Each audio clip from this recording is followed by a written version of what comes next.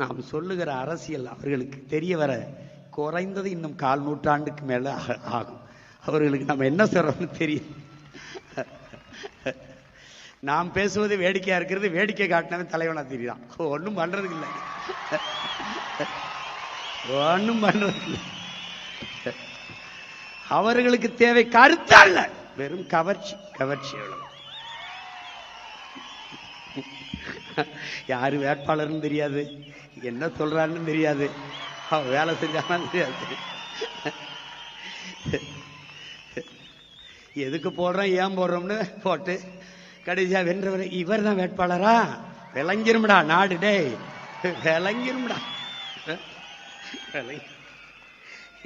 இதுக்கு Marx, Lenin, Engels, Ingersoll, Socrates, Plato, Aristotle, Buddhan, Phule, Ambedkar, Fidel Castro, Che Guevara, Bhagat Singh, Valluvan, Kamban, Kabilan, Ilango எல்லாம், பாரதி, பாரதிதாசன், பெருஞ்சித்திரனார். ஒரு இளவும் தேவையில்லை, ஒரு இளவும் தேவையில்லை, ஒரு இளவும் தேவையில்லை, ஒரே இளவும் தேவையில்லை. ஆனாலும் ஒரு உயர்ந்த நோக்கத்தை கொண்டு அதை நிறைவேற்றுவதற்காக தொடர்ந்து தொடர்ந்து செயல்படுகிற முயற்சி தான் வரலாற்றில் பிற்காலத்தில் வருகிற மக்கள் படிக்கிற வரலாறாக மாறுகிறது என்கிறான் மாமேதை மார்க்ஸ். என் அன்பு உடன் பிறந்தார்களே, பேரன்பு மிக்க என் பெற்றோர்களே, ஆலை கரும்பாறையை கலைப்பது வலிமையால் அல்ல, தன் விடா முயற்சியால் என்பதை புரிந்து கொள்ள வேண்டும். என்னை தோற்கடித்து தோற்கடித்து நீ தோற்று போவாய், கடைசியாக நான் வென்று முடிப்பேன், அன்னைக்கு நீ என்னோடு சேர்ந்து சிரிப்பாய். ஏன் ஏன் நான் காலத்தின் மகன்,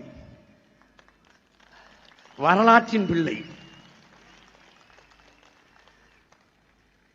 சிதைந்து அழிந்து கொண்டிருக்கிற தமிழ் தேசிய மக்கள் பாதுகாப்பாக வாழ்வதற்கு போராடித்தான் ஆக வேண்டும் என்ற நிலைக்கு தள்ளப்பட்டு விட்டார்கள். இந்த வரலாற்றின் பேரடைப்பில் இருந்து, பெரும் பணியில் இருந்து தமிழ் இளம் தலைமுறையினர் விலகிச் செல்ல முடியாது என்கிறார் எங்கள் உயிர் தலைவர்.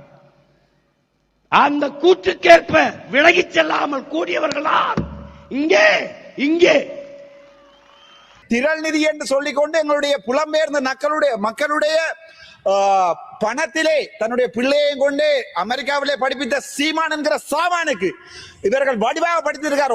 ஒரு கட்டுப்பணம் கூட திருப்பி இல்லை.